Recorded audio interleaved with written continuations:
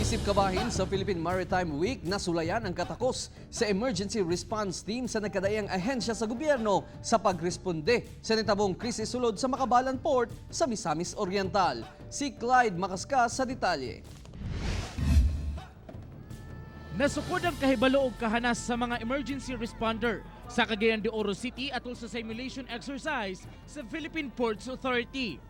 Mga senaryo nga dunay pagpangatake sa terorista sulod sa passenger terminal og pag-defuse og pagpabusikad og IED nga napalgan duol sa terminal ug uban pa.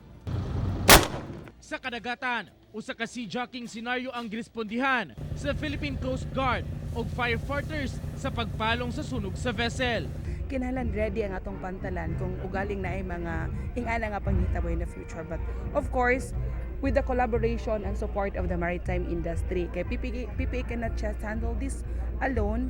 Nakadaig ang opisyal sa PCG Northern Mindanao District sa pag-execute sa mga responders. Apan duna pa daw gihapoy angay i-improve. Mga minor lang naman ito na mga nakita ko. Buot sa PCG nga andam sila kanunay sa positibong mahitabo bisan pa man nga walay direktang hulga sa seguridad sa coastal area sa rehiyon. Ako, si Clyde Macascas para sa One Mindanao.